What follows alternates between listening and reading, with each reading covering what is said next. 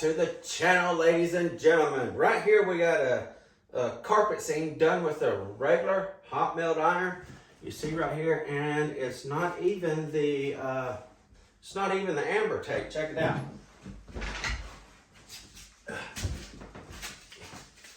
It's the white tape, the white glue on it. Honestly, I can't remember what brand or anything of this tape. If I ain't mistaken, it's Powerhold 250, but I can't be positive of that. This seam is done with my traditional iron and the seamer down now. I had a gentleman the other day say, "You didn't stretch it that much." You know, I can't argue with him. Maybe I didn't, who knows? This time, I'm gonna mark this carpet right here on the floor with my ink pen. After I get done stretching, got a nice dark mark right there, right at the edge of the carpet. After I get done stretching, I'm gonna measure from the end of my carpet to my mark right here. That way I can see just how much the carpet moves, okay? Let's get going. This should be fun.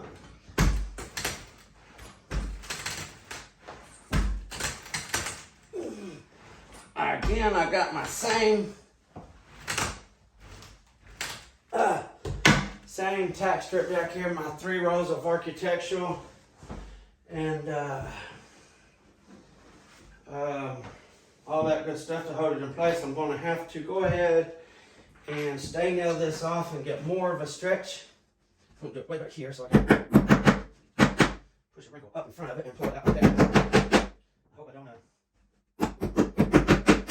I hope I don't shred this carpet with the nails since I'm nailing it so close to the edge, but I want the nails away from my stretcher so that I got more room to push up a wrinkle there when I stretch more.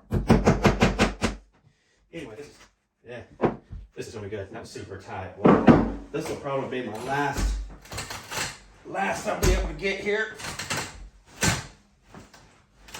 Woo! I might let that set. Might let that set for just a minute.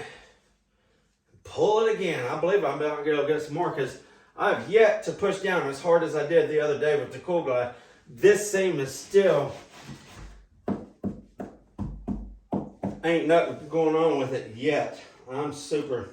This is crazy, y'all.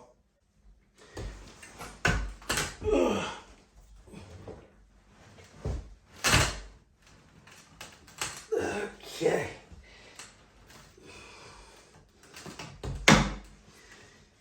Woo! All right. I'm going to push that wrinkle out and stay nail it, see if I can't get some more.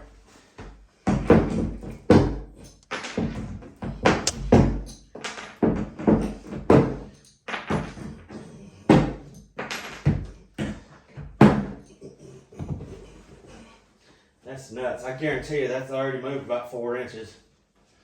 Getty on T.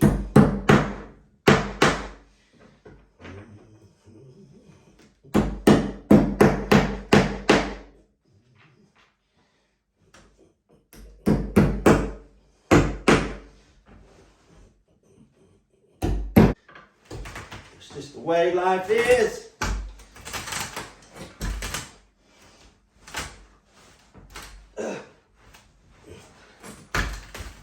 Okay, here we go, y'all. Here we go. Oh, I slipped. Oh, I ripped my carpet.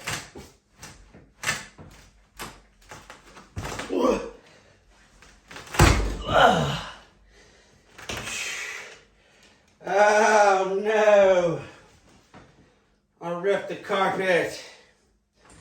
Well, either way, I got that much of a stretch where it is stay nailed right there before my carpet gave away. Let's take a measurement right there anyway so we can see just how much it stretched. In 4.5 feet, again, it's the same length as it was the other day because of my stretcher piece. Yeah, so there's 4 foot right here where the stretcher head was. So in 4 foot, we're going to see how much it stretched. And my seam right here, it didn't do nothing. It's still just like anything. And it's a traditional hot melt iron. That's nuts. I mean nuts. Okay. I'm going to fold this down flat so we can actually see how much stretch. And I'm going to mark it right here at the edge of the carpet, where you guys can see. Now I will pull my nails out, measure from the first mark to the second mark. We're going to see just how far the carpet stretched. Obviously it broke loose, but my seam didn't, and that's the point.